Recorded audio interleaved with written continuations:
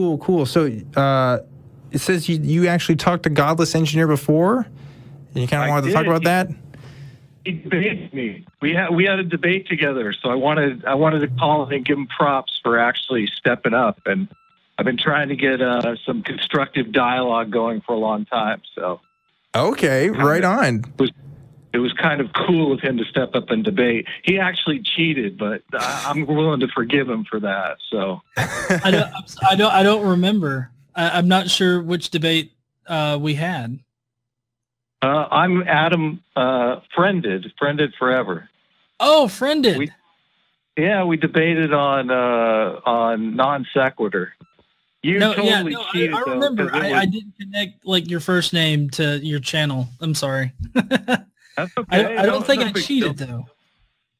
I changed I started using my first name, so I changed the channel name a while back. So, okay. But yeah, no, you totally cheated. What are you talking about? It was at one time it was 4-on-1. You had your girlfriend in the background yelling at me, and both the hosts were taking your side. Okay.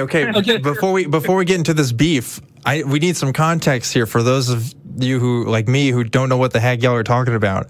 Okay, so I guess from my point of view, I thought that we were going to be discussing, what was it? You had a few papers that you had brought up, and I read over them a little bit, and I thought that we were going to have a conversation over one particular aspect of anti-theism.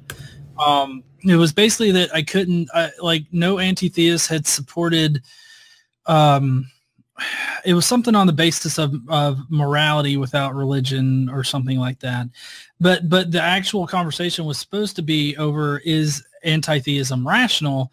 And so it kind of seemed like there was a bunch of like crosstalk as far as like the actual conversation was supposed to go. But I mean, the debate I thought went fine. You know, if you just look at the parts where it was me interacting with Adam here, and I thought Adam did well in the debate, and I appreciated having the debate. Yeah, it was fun. I think discussing these ideas is always good, like however it goes. So I think it's always constructive. So Adam, you are an atheist, correct? I am, yeah. Okay, cool. Just making sure. The dispute is really over the secular utility of religion, and the reason why I was saying that anti-theism is an irrational position is because, I mean, you really have to do like a cost-benefit analysis on religion. I heard you guys talking about the Catholic priest scandals, and I mean, those are abhorrent, obviously. We have to keep those things in check. But, I mean, I look at religion as kind of an institution. And yeah, there's going to be corruption, but I mean, equivalent idea would be kind of saying because we uncover some corruption in a police department that all of a sudden we don't need police, which I think obviously we do need police, right? Well, okay, so here's what I would say. What is it that the Catholic Church does that couldn't be accomplished through a secular institution? Well, people are looking for meaning in their lives, and the Catholic Church gives them a sense of purpose. And if they don't find a sense of purpose there, they often go looking for a sense of purpose elsewhere.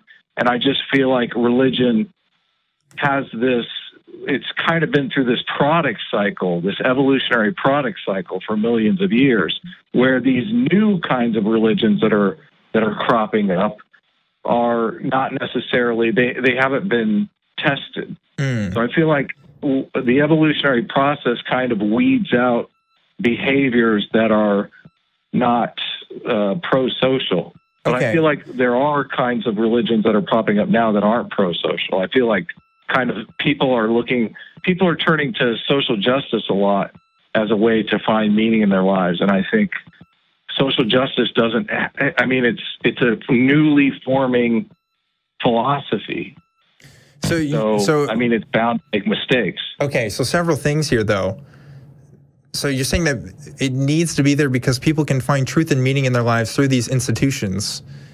But can they not find truth and meaning in their lives through ways besides going to church?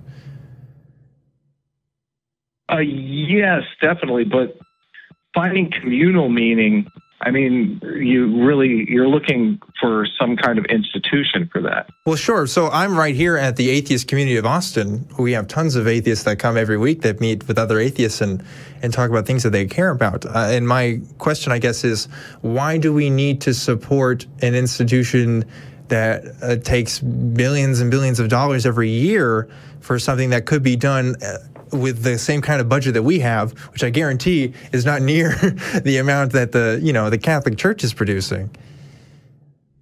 Well, a lot of derive their ethics from these religions. These religions have an ethical system, and if you think of the ethical system kind of like in atheist terms, like Richard Dawkins talks about memes, right? Mm-hmm. So I read this book that made a huge impression on me. It's called Beyond Revenge. I can't remember the name of the author off the top of my head, but a lot of what caused society to become more wealthy was this idea of forgiveness. Like our gut response when someone wrongs us is to get even. Mm-hmm. And until people can learn to be more forgiving, then pro-social behaviors don't always get off the ground. Okay. Like, there's an argument to be made that some of these third world countries, they don't have that meme of forgiveness. Mm-hmm. And especially in Christianity, I think it really puts that meme of forgiveness into the culture. Now, I don't know, you're talking about this Austin group that you guys are forming. Mm-hmm. Like, do you have a position on forgiveness? Is it codified? Like, how do you get people to be more forgiving? Atheist Community of Austin has been around for over 20 years now around here, and they've been providing services for the community for a long time since then. But here's an interesting thought, Adam.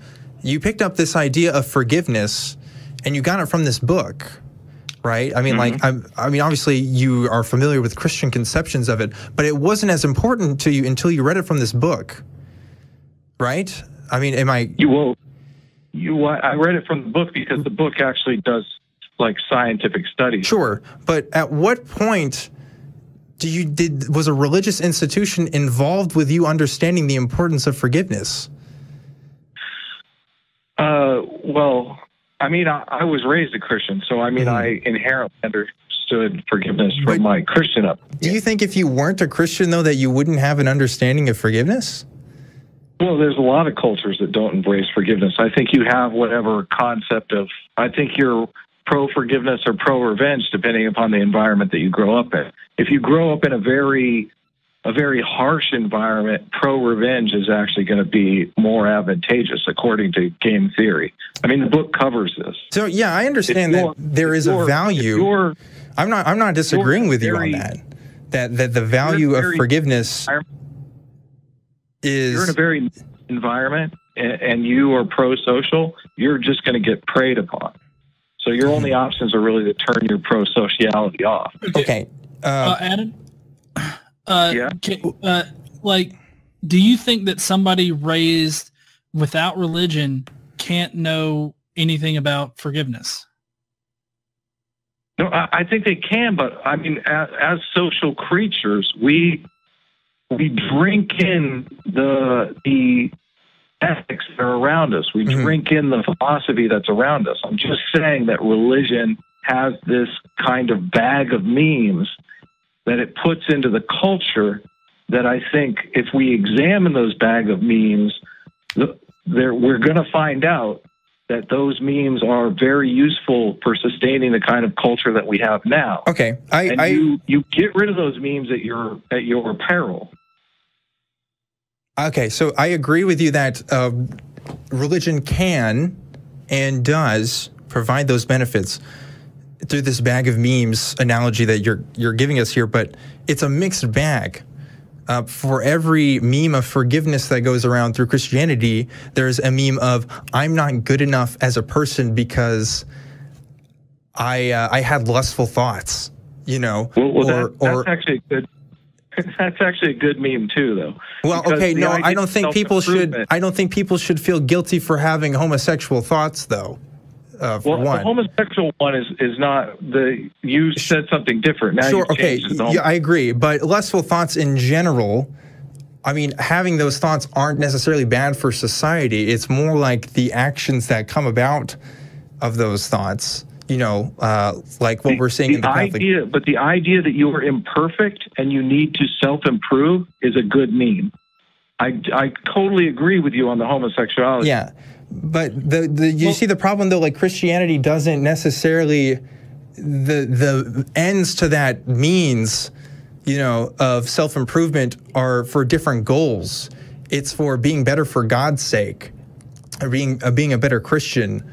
It's not necessarily for like yourself or your own self-identified goals. Do you see the problem here? I'm just trying to point out that even if religion does promote these pro-social behaviors, there's a lot of bad things that come with that because it's a package deal. Whereas if we, now follow me here, these secular institutions or even atheist ones, but I'll stick with secular ones right now, or not even secular necessarily, just not Christianity, right? I mean, like, let's talk about like the Unitarian Church, for instance. I mean, yes, some of them are Christian, but I mean, most of them aren't. That's a religious environment where people can bring out, you know, great ideas and live in communities without all the baggage of, you know, like you're a terrible person and you have to do these things to please God. You know, I think that can exist without having to say, well, you know, I like the Catholic Church with all the good stuff, but you know, we just have to support this institution because it's the best thing for society. I don't know if that's the case. My whole point in our debate, Adam, was that I see religion as one vehicle of control, and they're amongst a lot of different vehicles of control or vehicles in which to express these ideas. But at the heart of it, these vehicles are man-made, regardless of what angle you come at it from, because the vehicle is an abstraction for just how to communicate these ideas or how to codify these ideas. Because I mean, in a society, you can teach your children about forgiveness. It's just the fact that in the past, a lot of people use religion as the vehicle in which to teach about these things. But you see, that's the whole thing about being progressive, like how our civilizations are very progressive, and the fact that we've recognized that we don't necessarily need religion as the vehicle to teach these things. And that's my anti-theism, I guess, in a nutshell. There is that it's an old vehicle that I think has a lot more problems than it actually solves, and that we have better vehicles now in which to teach like morals, values, forgiveness, or any of these things that you attribute to religion.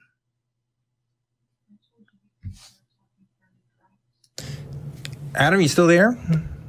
Oh, his phone dropped. Oh, shoot. Well, that's too bad. Okay, well, we just we went on our soapboxes there for a little bit and we didn't give Adam a chance to respond. So, Adam, if you're there, you're more than welcome to call back and we'll get you on.